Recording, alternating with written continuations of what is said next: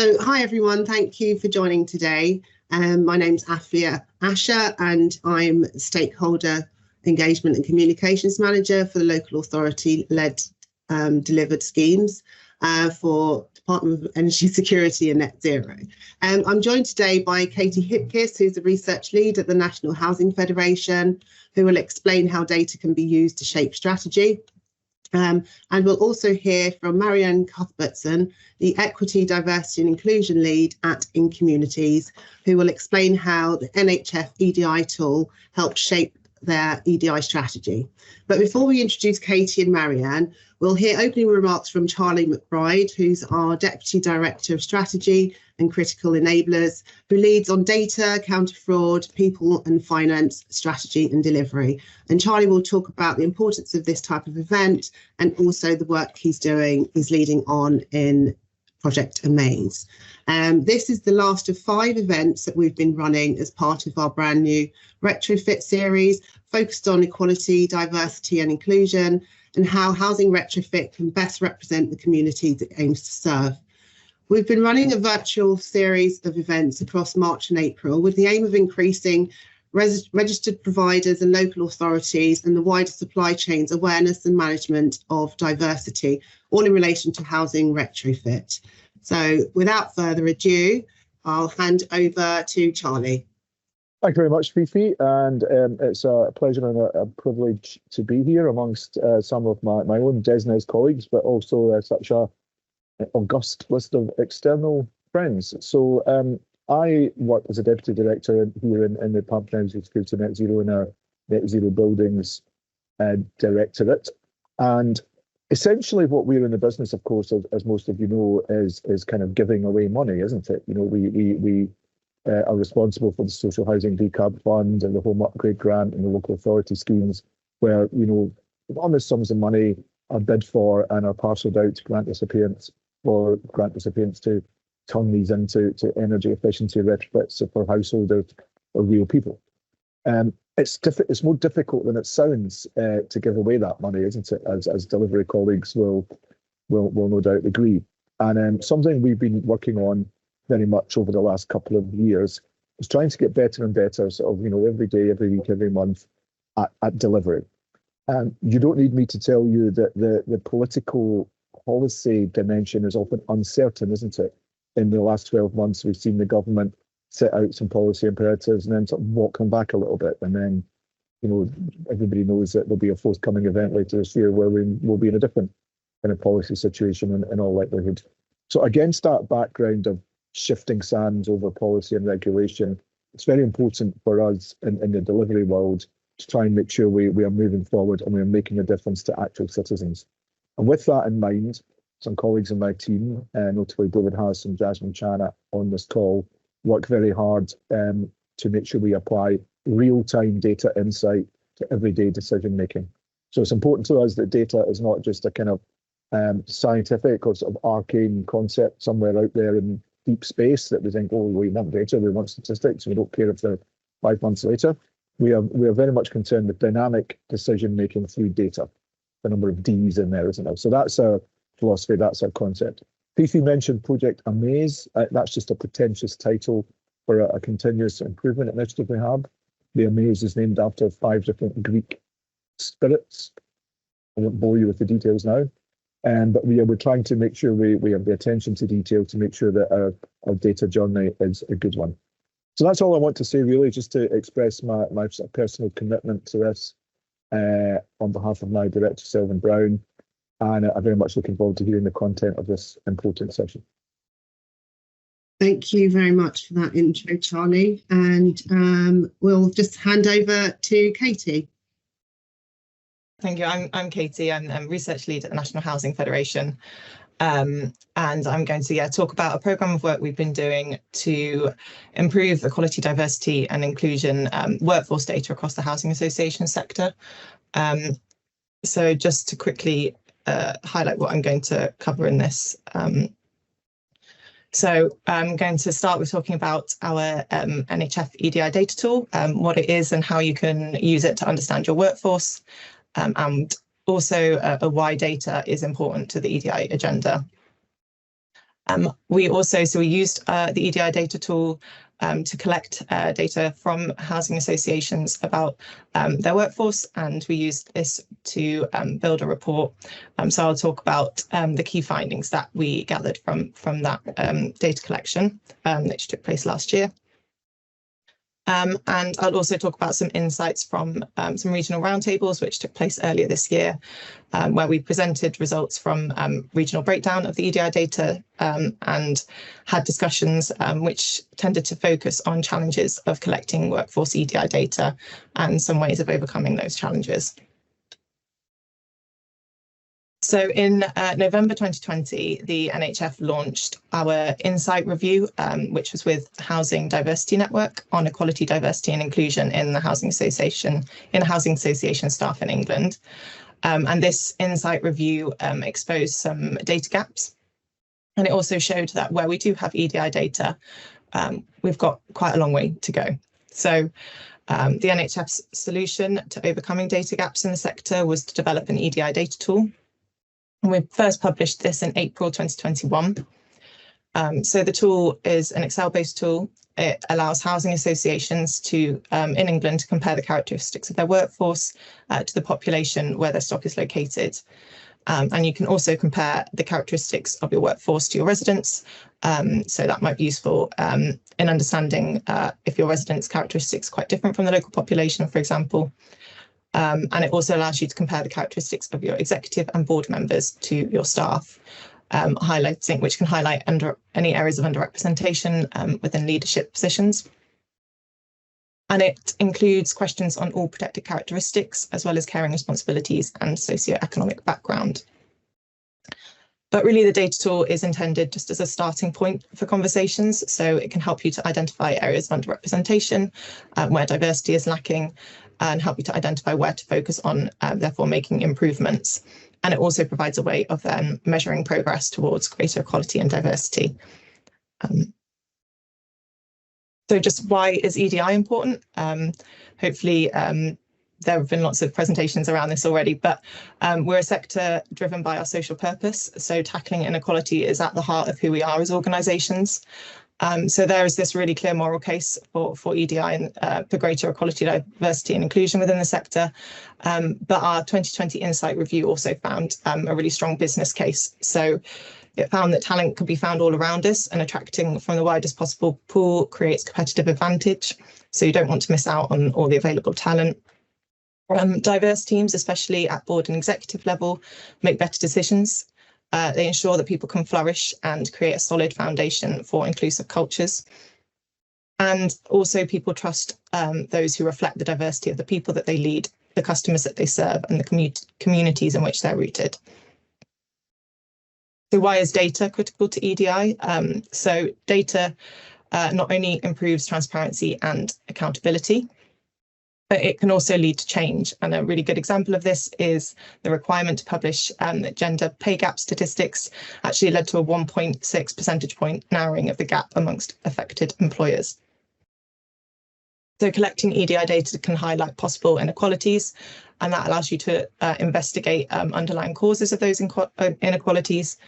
It can be used to set targets for reducing disparities, and it can signal to applicants and employees that an organisation is serious about equality and diversity. EDI is also quite central to the Better Social Housing Review as well. So the Better Social Housing Review identified that structural inequalities in our society mean that Black, Asian and minority ethnic people are more likely to live in homes with damp problems than their white counterparts. And in the NHF's action plan in response to the Better Social Housing Review, which they published alongside the Chartered Institute for Housing, we have stressed the importance of having data on things like residents' ethnicities and disabilities or health conditions in order to understand potential inequity and outcomes regarding quality and safety risks. So the NHF have a programme of work called Knowing Our Homes, and that's taking forward this action and aims to establish a shared standardised approach across the social housing sector for gathering and using information about property condition and residents. And the aim is that this data is then used to shape and design services, so repairs and maintenance services, for example. And And so recently the NHF have shared a proposal to the sector on what data housing associations should be collecting, and are planning to share feedback on this in the coming months. So while this isn't an area of work that I particularly work on, we have been working closely with colleagues to make sure that there's a streamlined approach with the resident data that's collected through the EDI Data Tool. And of course, we think that diverse and representative workforces are actually key as well to the success of the Knowing Our Homes programme, making sure that diverse experiences and needs are reflected in service delivery, and also, as we've seen, diverse teams build trust with residents as well. So, as I said before, we first launched the tool in 2021, and we asked our members to submit their completed tools back to us. And this enabled us to build the first profile of the workforce of housing associations in England. And 2 years on, we've repeated the data collection exercise. So last year, to provide an updated picture and to enable us to start to explore how this picture is changing over time. And we presented this in our report published September last year, How Diverse is England's Housing Association Workforce in 2023. So while I'm going to talk through some of the key findings from that, I'd recommend having a read of the full report. And we have now also published regional breakdowns of the data, which we received through the EDI Data Tool collection, and we presented these findings in our regional roundtables, which I'll talk about a bit later. So who submitted their data? We collected this data throughout May and June of 2023. We received 177 EDI data tools, and the housing associations who submitted those represented 76% of housing association homes in England. So that's quite good coverage. Of those who provided data, all provided data on their workforce. 94 to 95% provided data on their executive teams and boards, and 2/3 provided data on their residents. And just clarify, this is aggregated data, so no individual or personal data was shared with us. So the first thing we looked at was gaps in the data. So this chart shows the 8 characteristics with the smallest gaps in workforce data, comparing 2021 with 2023. And it shows that the gaps in our data have fallen to varying degrees across all characteristics where we collected data for both years. So looking at particularly at the bottom there, marital and civil partnership status, we're missing 38% of workforce data in 2023, down from 51% in 2021.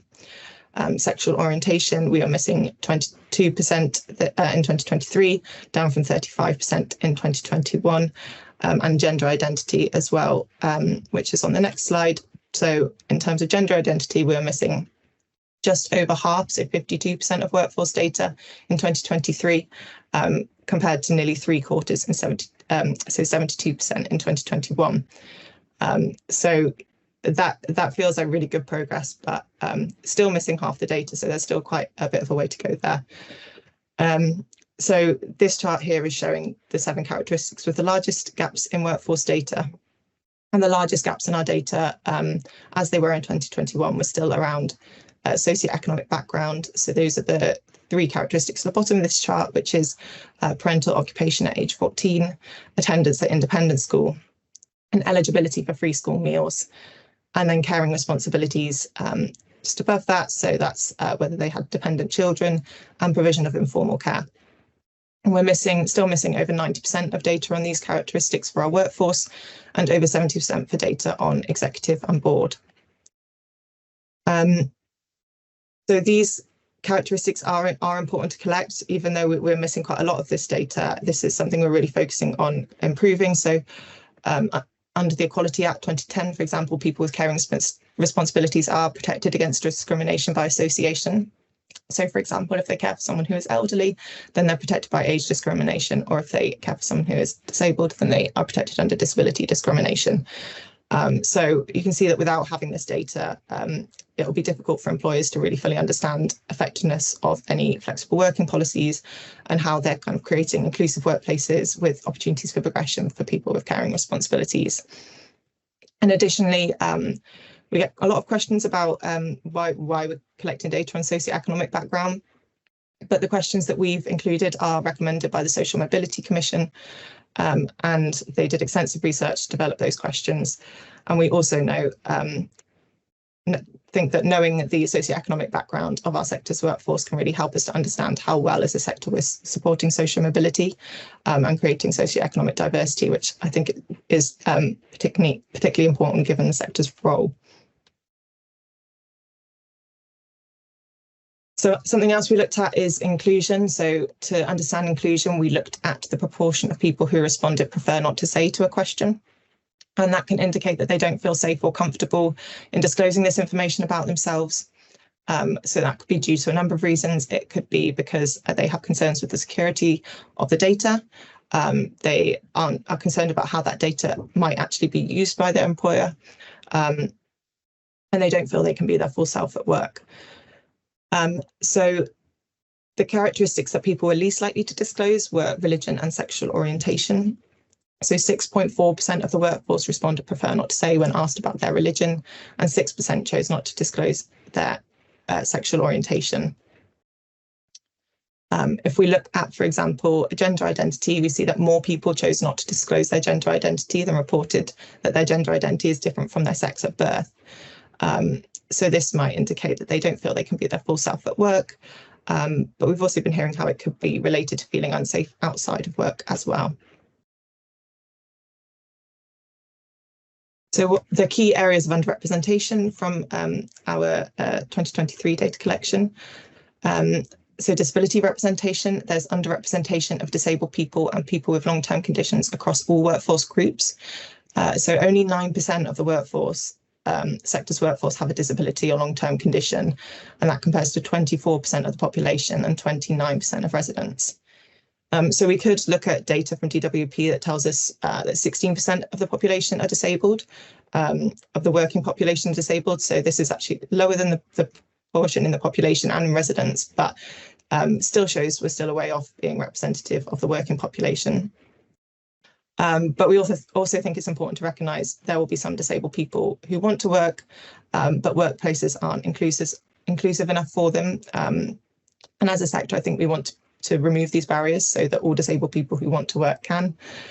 And also, I think it's important that we, given the high proportion of residents who have a disability or long-term condition, we want to make sure that their kind of diverse experiences and needs are reflected in the people who are delivering services and making decisions that affect them. Secondly, female representation in leadership positions, we did see that it has increased, but it's still not reflective of the workforce or residents. So only 47% of executives and 44% of board members are female, compared to 54% of the workforce. And the ethnic diversity of the workforce isn't reflected in executive positions. So only 3% of executives are Black, African, Caribbean or Black British, compared to 10% of the workforce. And only 1% of executives are Asian or Asian British, compared to 5% of the workforce. And we haven't seen much progress here, so this is a key area that we'll be focusing on. So as I mentioned, since January, we hosted a series of regional roundtables, which brought together housing associations, senior leaders and EDI professionals within each of the regions to discuss the regional findings from our EDI Data Tool collection, and to share learning around how organisations are creating more diverse and inclusive workplaces. So 184 people attended in total. We had around 20 in each roundtable, and that enabled us to have a really good discussion. Much of the conversation was centred around challenges to collecting EDI data and ways that we can overcome those challenges. And there were two kind of interrelated but most prominent themes. The first was around communicating the why. So there was a lot of discussion around challenges with how to communicate with staff as well as residents about why this data is collected. And we talked about some ways that housing associations were approaching this. So there was a real appetite across the roundtable for more resources on how to communicate the reasons specifically for each characteristic. So some kind of raised questions about how to talk about why it's important to collect marital and civil partnership status and socioeconomic background. So this is something we're taking forward at the NHF. Tailoring messaging was seen as important, so tailoring messaging to different areas of the organisation, with noting there were different levels of engagement and subcultures across the organisation. For example, the differences between trade roles and office staff. And focusing a communications campaign on a particular characteristic rather than a more general campaign. So, for example, focusing on a characteristic where there were quite a lot of data gaps in the last collection, or quite a lot of prefer not to say responses. And showcasing, this came up frequently, showcasing how they've acted on the results of their data collection to demonstrate the value. So what you have done since collecting the data the year before or the year before that, and what you have done, or how you've acted on that and made a difference for both employers and residents, employees and residents. Also using different channels of communication. So one example given was using YouTube videos. And recognising the importance of visible leadership. So leaders talking about their own personal experience, connections to EDI can really help to build trust. And the second kind of theme of the discussion was around the practicality of different data collection methods and the kind of impact that they have on engagement and data quality. So we heard throughout the whole data collection process, and then again, it was a conversation in the roundtables, that there are some barriers to using existing sort of HR IT systems to capture EDI data, as the questions don't necessarily align with the EDI Data Tool questions, and sometimes they can have outdated language and categories. But particularly for smaller organisations, it can be too expensive to adapt the systems or to move to a more suitable one. So that's something that we want to look at trying to support with. Some gave examples of using a self-serve platform and providing incentives for staff and I think for residents as well for completing it. And some also talked about moving to an anonymous survey. So while there was kind of discussion about this being more resource intensive, it could result in some more gaps in the data compared to an existing HR process. But if you've got a lot of prefer not to say responses, and there's not a huge, you're still trying to build trust with staff, it can be helpful to use an anonymous survey initially. Then you can start to demonstrate how you're using the data and build up trust with staff so that they want to engage with it the next time around. But we also recognise that ultimately there isn't a one-size-fits-all when it comes to data collection methods. It really depends on factors like your existing processes and tools, existing ways of communicating and engaging with staff and residents, and resource capacity. And that those conversations to decide which approach to take need to be cross-department. There are lots of factors to consider. So I'm just going to finish by talking about what's next for the NHF. So as I said, there's a definite demand from the sector to be clear about the why behind the suggested questions that we've provided, and how that data can then be used once it's been collected. So we're currently working with our EDI member steering group to evaluate the questions in the EDI Data Tool.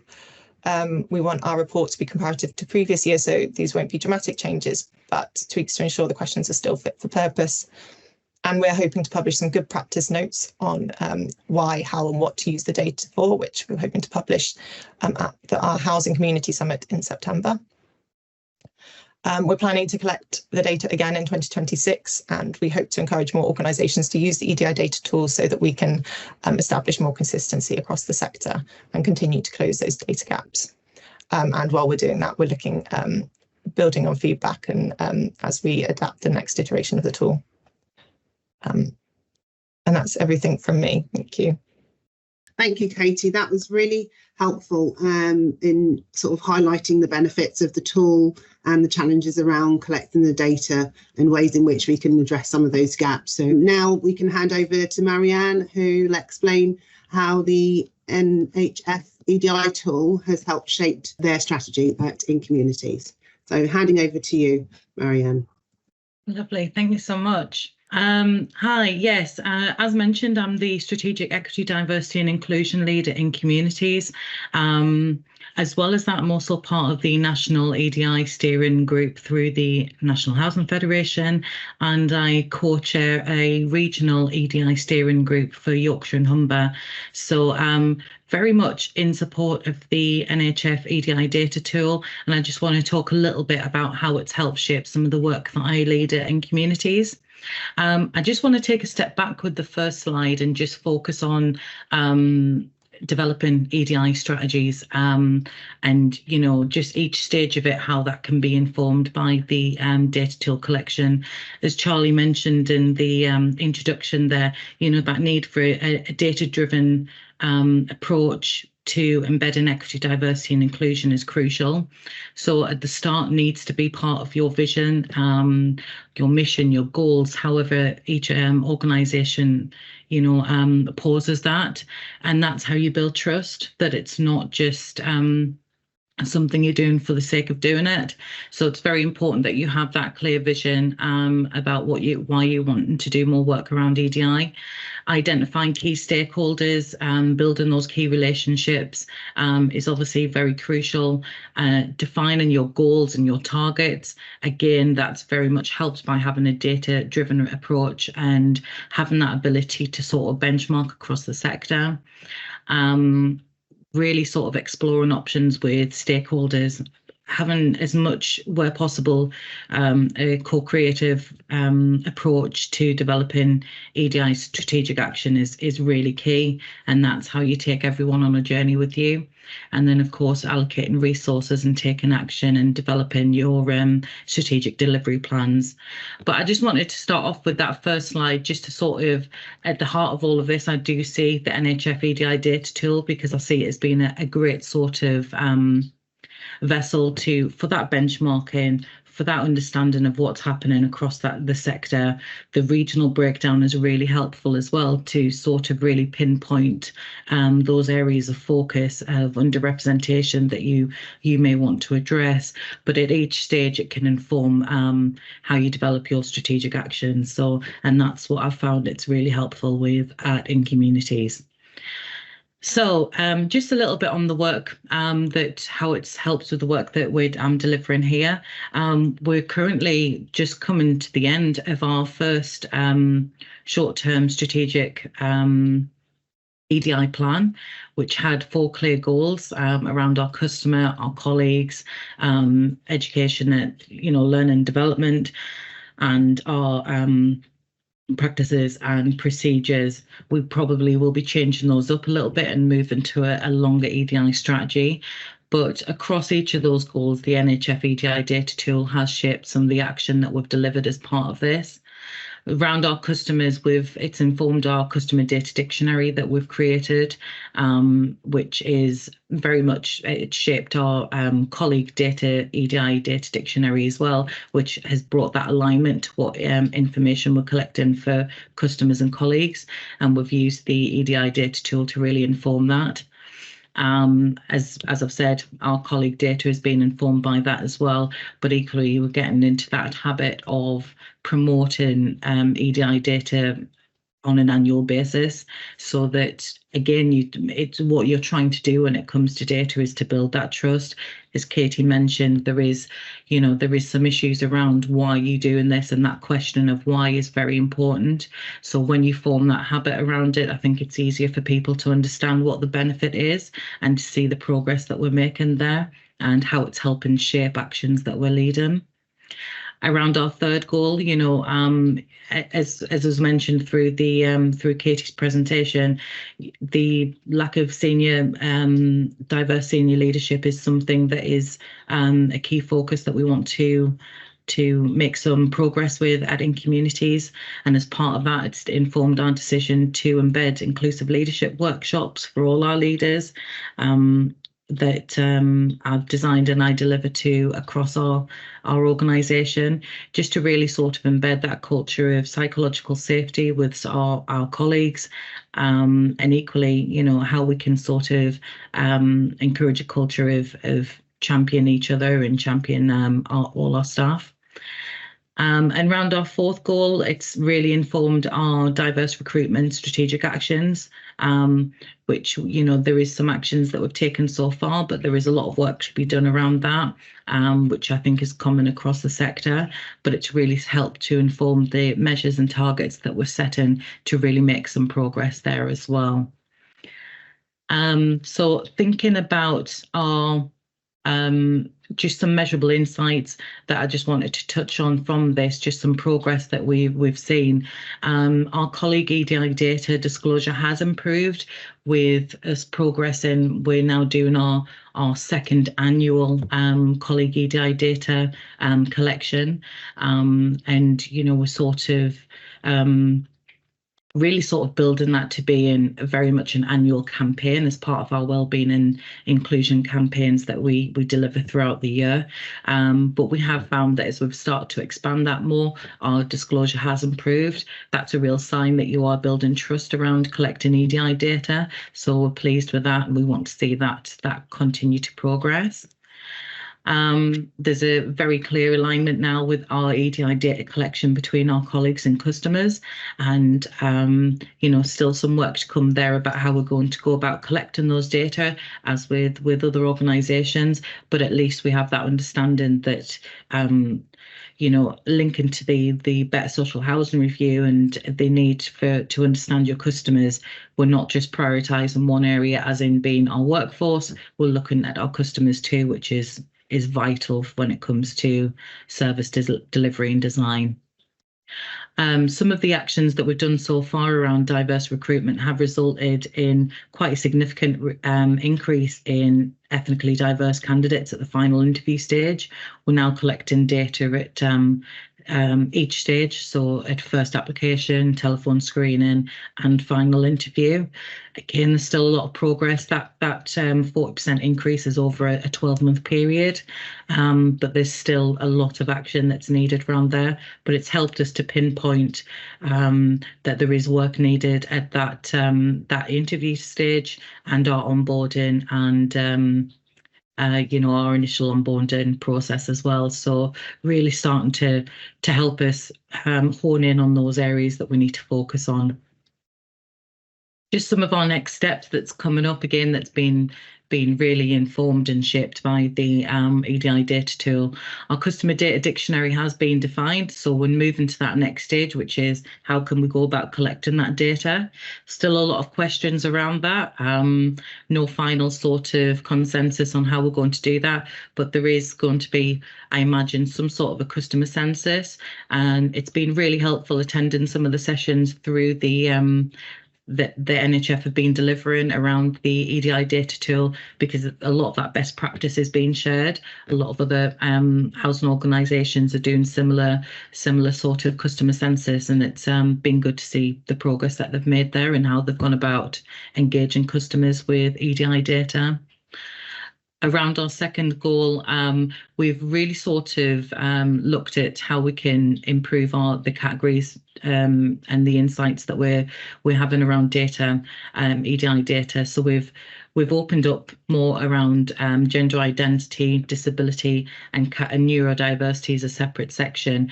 So I very much endorse the questions that the NHF EDI Data Tool has set. However, I think it is really important that the data that you collect is authentic to your organisation. So, we've decided to add a more category around that sort of neurodiversity and care responsibilities, and ask a few more additional things as well. And that's because that feels right for us, and that's where we know that we've got a real gap around disability.